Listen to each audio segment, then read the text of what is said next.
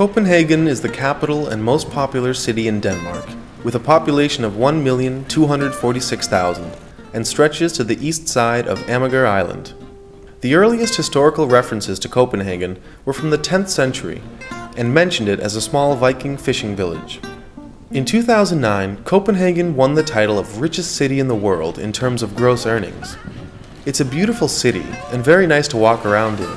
Its architecture is characterized by a wide variety in styles of buildings, so you will find everything from 17th century mansions and palaces up to modern and contemporary buildings designed by leading architects.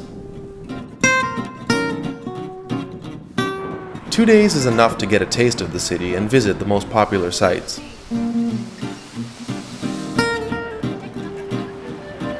One of these is Tivoli Park, which is visited by more than 4 million people each year, making it the most popular in Scandinavia, but also the fourth most popular in Europe.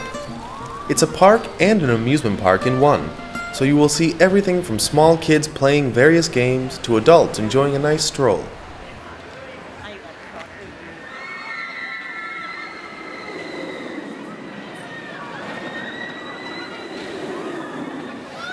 The truth is that because we visited on a Saturday, it was too noisy and crowded, so we didn't enjoy ourselves that much. Unfortunately, our schedules didn't give us any other choice. I am sure though it would be better to visit it on a weekday.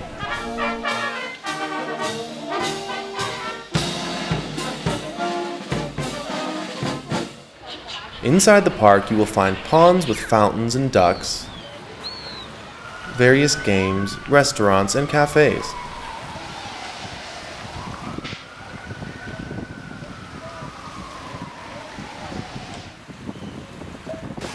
We also saw several events with dancers, and a play was being put on for children. The park first opened in 1843, and with an area of 83 acres, you need about an afternoon to see it all. The entrance fee is 99 kroner, which is about 13 euros. Another attraction that I suggest visiting is the Church of Our Savior, a Baroque church which has a beautiful panoramic view of the city from the top.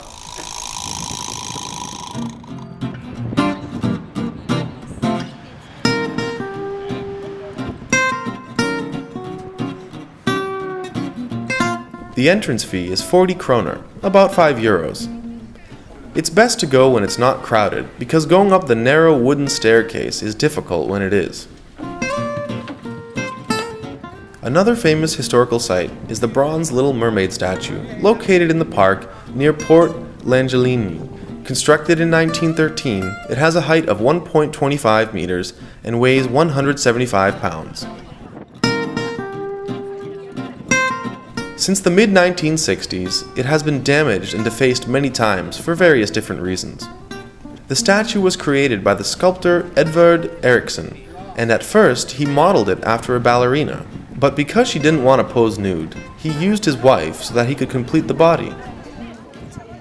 The park where the statue is located is beautiful and worth visiting, particularly because there are a few beautiful buildings inside that take you to another era of the past.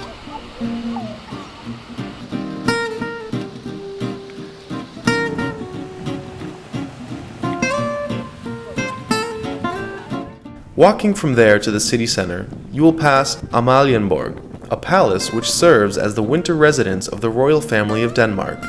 West of the palace, you will see a marble temple that is widely known for its architecture. It is an evangelical Lutheran church designed in 1740 by architect Nikolai Eigtved. One place you can't miss, seeing as it's one of the most photographed places in Copenhagen, is Nyhavn Street. It is a pedestrian street full of cafes and restaurants, where the colored buildings creates a special ambience. Although we didn't have enough time, a boat trip through the canal certainly looked appealing, as you can see many people doing it.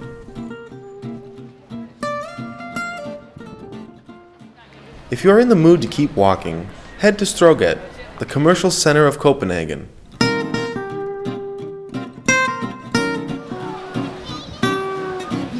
It is one of the longest pedestrian shopping streets in Europe, and if you have time, it is worth seeing, even just the surrounding region and the intersecting and parallel roads, which are quieter and less touristic, but still have nice restaurants and cafes.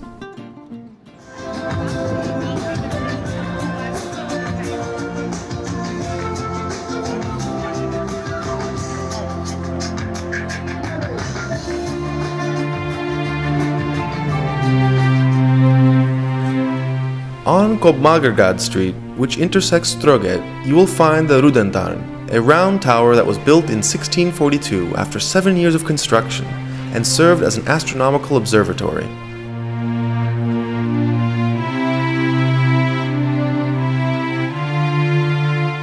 Another interesting place to see in Copenhagen is the hippie neighborhood called Kristiania. It is an autonomous area of 340 acres covered by a special legal status, as there you can buy and use marijuana. It's a former military base, and it is currently inhabited by 850 people. I can't show you pictures of this area, as taking photos is prohibited within the community.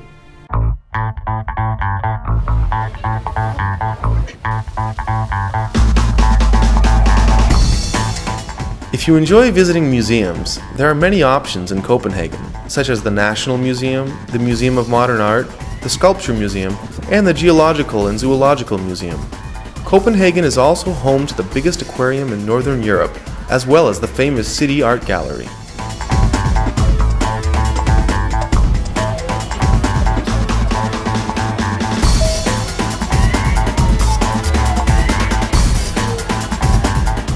One thing that impressed me is the metro, which operates automatically without a driver, and you can see the tube in front of you. Copenhagen is a nice but very expensive city.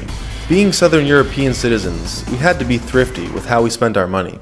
To give you an example of the high prices, we paid 25 euros per person for breakfast at a beautiful cafe, and 60 euros for 2 beers, a salad, and 2 burgers at a cheap restaurant.